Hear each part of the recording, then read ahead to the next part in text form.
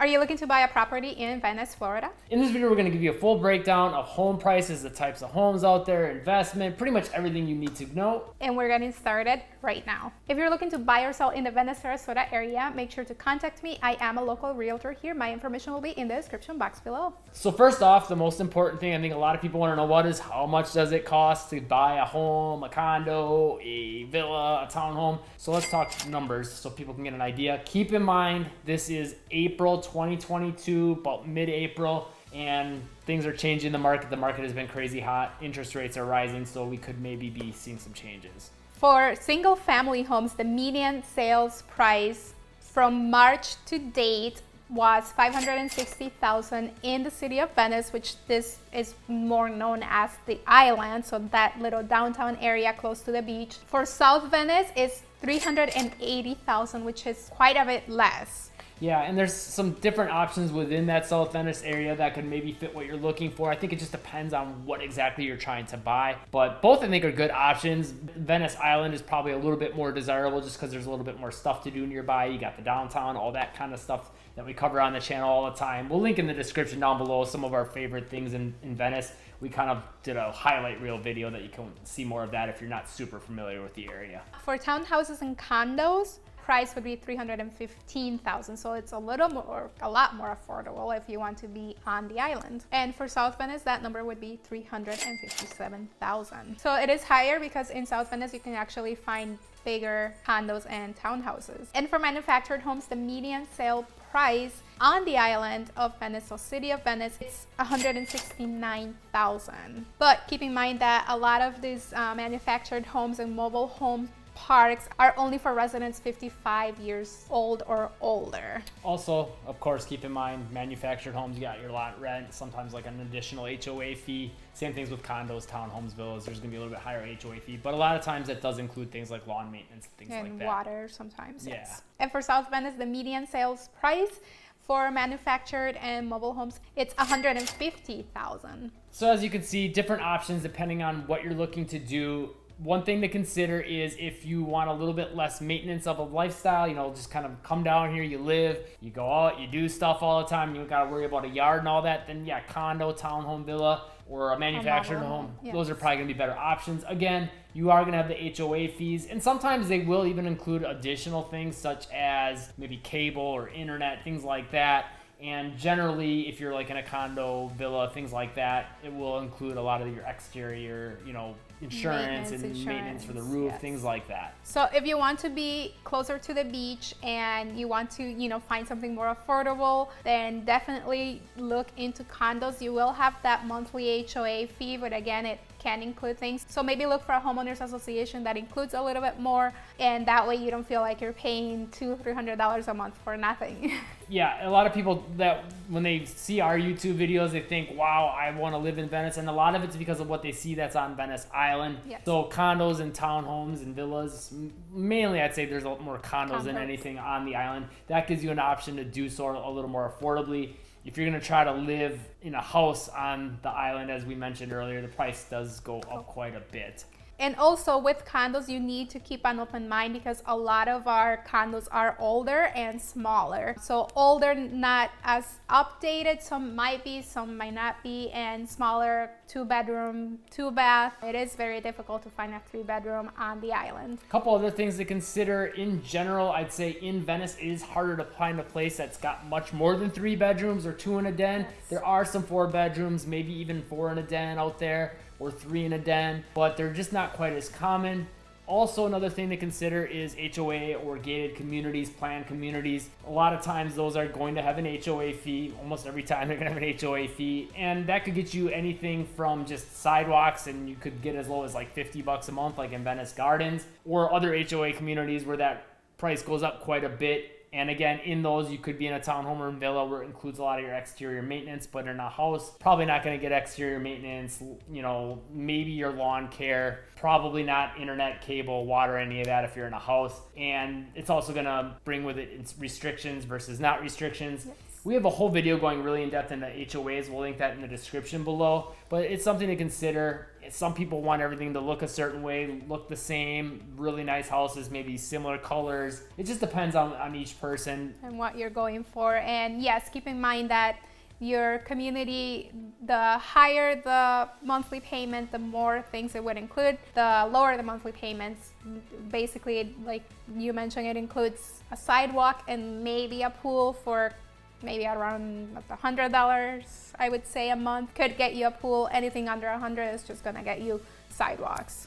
But if you're paying, say, around $300 a month on a homeowners association and you live in a house, you might get a pool, you might get a fitness center, you might get basketball and tennis courts. So it really just depends. Like I said before, the more you pay, the more amenities you'll get. The less you pay, the less amenities you get. So let's talk demographics in Venice, Florida, the types of people that are buying homes here, the types of people that are living here. Yes, so there is a misconception, I would say, that Venice is only for retirees and only older people live here. And I would say that has been changing for the last 2 to 3 years, give or take. A lot of younger families are moving to the area, younger people are moving to the area. So that is changing, but the misconception is still out there that Venice is mainly for retirees. Yes, I would say most of our population are snowbirds and retirees, but we also have a lot of younger families, younger people like ourselves moving to the area. Yeah, and on top of that, this is a question we do get asked occasionally. How diverse is it? I would say not a very diverse city overall, but there is, it's not like it's only white people. I mean, there's other people. And then as far as diversity, again, with that comes a lot of, the kinds of stores and restaurants and things you're going to get. Not extremely diverse, but we do have like Thai and Indian and Chinese food. And so there's a little bit of variety. It's not crazy by any means. It's not as diverse as even like, say, just going north to Sarasota or Orlando or Fort Miami. Myers. But there's a little bit here. It's not like it's completely all one thing, but something to think about. Yes, and if you do want, more diversity, you just drive 30 minutes to Sarasota and you'll find a lot more. Another question we get asked is, are there a lot of investors here? How is the investment market look like here for, those of you who are investors looking to purchase something, for whether it be Airbnb or for long-term rentals? Yes, there are a few investors, I would say. There are a lot of properties like on Airbnb, but Sarasota County does have a rule that unless you're on one of the barrier islands, the shortest amount of time you could rent the property out for would be 30 days. So that's something to keep in mind if you're thinking about investing here in Venice. Yeah, so if you do the Airbnb, it's like not quite a long-term rental, like that 30-day period. I feel like for here does work okay in the winter months, and the summer months it's gonna hurt you though, just because summer months, not as many people really want to be down here. It's warm where they are. But for me, I love the summer here. And if you know how to promote it right, like when it's hot out, you go to the beach. It's perfect, right? So something to think about though, trying to rent it for the 30 days during those warmer months is tougher. But in the winter, it could be very advantageous.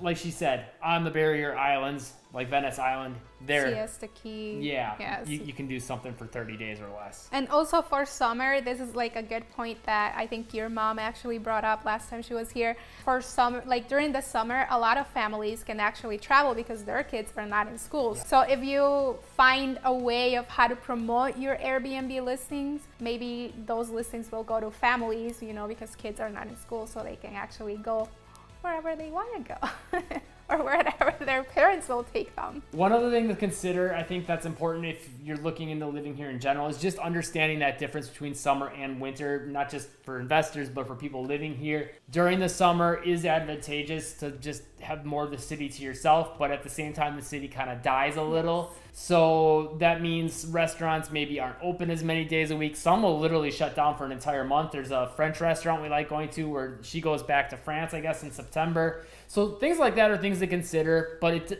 I like the summer overall, outside of the businesses being closed and the heat, which I like, but some people like her, she doesn't like all that heat and humidity. But it is nice because you kind of have the city to yourself in a way, so it's easy to get around town. There's less waiting to get into restaurants and things like that. There's less people on the beaches. You can always find parking. So things like that are things to consider. And then in the winter months, you can tell them what happens then. Then we have an influx of people coming to Venice and living here for 3 to 4 or 5 months out of the year.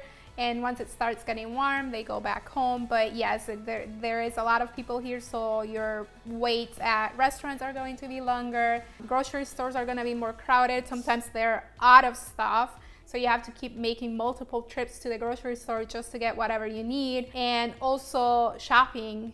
There is a lot of people shopping big box stores or like TJ Maxx, Marshalls. It gets crowded, and the stores, at least in Venice, are pretty narrow. Like the aisles are pretty narrow. It's not the best experience in winter, because if you have a cart and someone else has a cart, then you can't both fit, and some people will still try to go.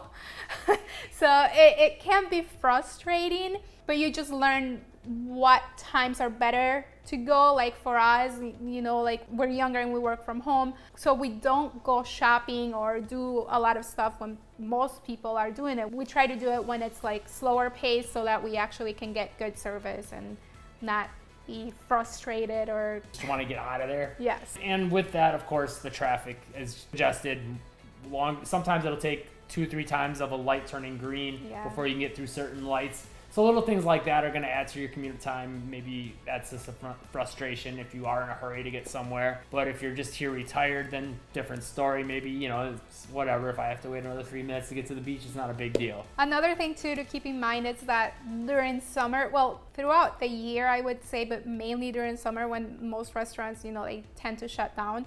I think this comes with being in a smaller town. A lot of times they're supposed to be open, and Google will say they're open. Their hours on, you know, the door will say they're open, but they're closed.